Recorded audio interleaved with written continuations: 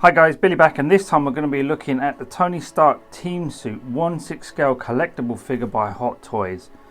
Now before we get into it, can we just take a second to admire the sheer amount of stamps slapped on this box? Oh my god, there is an abundance of stamps all over this box to get this shipped to me. And I think I ordered this from KG Hobby, so it's great that they were able to, you know, by hook or by crook, get this figure to me in some way, so God bless them.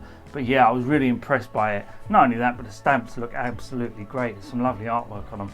But yeah, just thought I'd admire it for a little bit. Not so much so with the figure itself, and it doesn't speak volumes for the figure when I'm sitting there admiring the stamps on the box rather than talking about the figure. But anyway, we're going to get into that now. Let's have a look at the box that the figure comes in.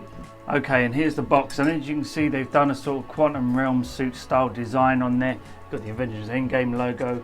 You've got a Tony Stark sort of nanotech thing on there. I'm not entirely sure why. I don't think it shows up on the front of the suit, but however, it's there anyway. You've got this sort of silvery grey sort of design on here, which is a big bugbear of mine, because it feels like, do you remember when the Marvel Legends came out and they actually had silver instead of white on the suits, because the final suit hadn't been designed with CGI yet. So when they ended up making their Quantum Realm suit figures, they all had silver on rather than white. Well, that feels like the same here, and you can see it's got Tony Stark suit, MMS, Hot Toys logos. Well, hey, then on the side again, Tony Stark.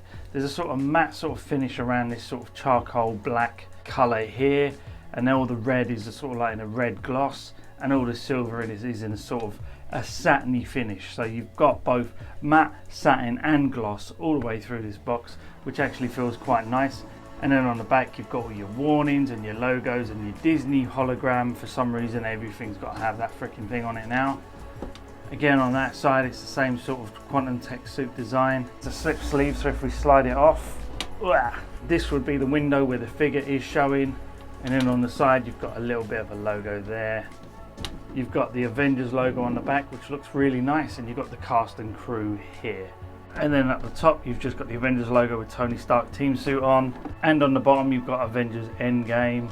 And then on the bottom right hand corner here you've got the nanotech arc reactor just here. That's it, guys. Let's just get on and have a look at the figure himself, because I've got a few things to say. Okay, there's the figure just straight out of the box. And can you see anything wrong with this figure? Can you? Because I can, and it's bugging the crap out of me. It really is, honestly. Oh my god. The helmet is the wrong colour, or the suit is the wrong colour, or one or the other is, they're just not matching, they're not compatible. It is so frustrating when this happens, because you spend all this time, like damn near, what, a year and a half, maybe 2 years, I can't remember how long it's been, waiting for this damn thing to come out. And then when it does drop, they just dropped the ball. They really did. I don't know what happened to this, because in the prototype pictures you could see that it did have this sort of slightly greyishness to the suit, but also over the top of it was this sort of white matrix dotting that actually brought it up and, you know, reflected the light, so it looked a lot more whiter.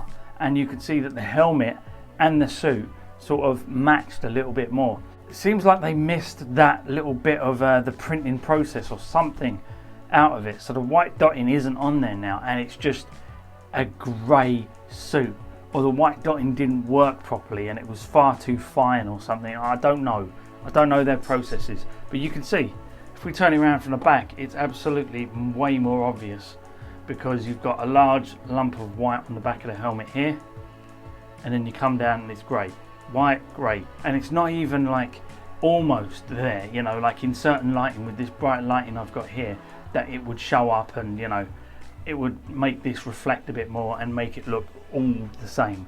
It doesn't. None of it does. It's white and grey, and even in the bright lighting like this, it still doesn't look right. And now I'm getting an understanding why everyone's using this head sculpt to show on this figure rather than the helmet, because it just doesn't work. There is some bad articulation in this suit. You put it up here and it's just, that's as far as the arms can go up before you start stretching this out here. And then if you want them to go forward, it's starting to catch about here, look, you can see it's getting tight here, and it's just, you can get more of a 90-degree bend in the arms if you want, but that's about it. And the torso's okay, that doesn't bend too much back, it was quite good like that, but it can twist a little bit. It's not too bad, but the legs, check this out, oh my god, they go up about that far. There is a double bend in the knee, so you can do about that much. And then there's lots and lots of generous ankle pivot that you wouldn't use because you're not going to do much with the rest of the suit anyway. So, but you know what, I could live with that. I really, really could, because it would be hard to get a movie accurate suit like this without sort of sacrificing a bit of articulation. But unfortunately, the whole thing just feels off, like they rushed this out the door without actually applying a little bit more thought and going, no, hang on a sec, this isn't right. Especially the suit. The suit is way too grey and the helmet is way too white. And the reason I wanted the helmeted head sculpt on there is because that's what makes this figure more unique, instead of this head sculpt here, which is, as you can see, the Tony Stark head sculpt, the Mark 50 version, which is completely wrong for the age appropriate Robert Downey Jr. that we got in the film, because he had like the grey streaks in his hair and stuff, and I think they tried to put grey in there a little bit, you can see, but honestly it doesn't really show up that well.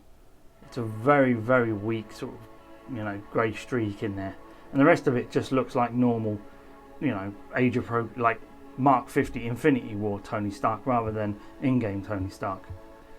And it is the Mark 50 head sculpt. They've just repurposed this head sculpt and given it to us to put on this body here. I'm not really bothered by the Mark 50 head sculpt.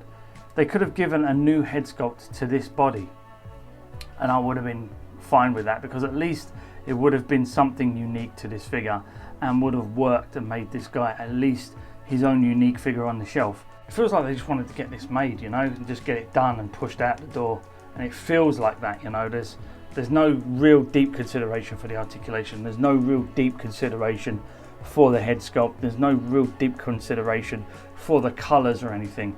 It just feels like, have you made the suit? Yep, okay, we've got the head sculpts, slap it all together, out he goes. There's no light up features in the suit or anything, that's to be expected. There is a light up feature in the head sculpt here. I just need to try and take off this panel at the back, which can be quite fiddly. Got to try and, there we go, got it on. Then we, crap, I left the batteries on all night. Alright, so I can't show you the head sculpt lit up. And there is the helmet all lit up. You can see the eyes are lit up pretty well, and it looks very movie accurate, surprisingly. It looks good. I like it. I just don't like the mix of the grey and the white. It's just, it's so frustrating when they got so close, you know? And then for some reason they were like, the right thing to do would have been, oh no, the head sculpt and the suit don't really match. Well, what we can do there is we can repaint this helmet so that it matches a little bit more with the suit.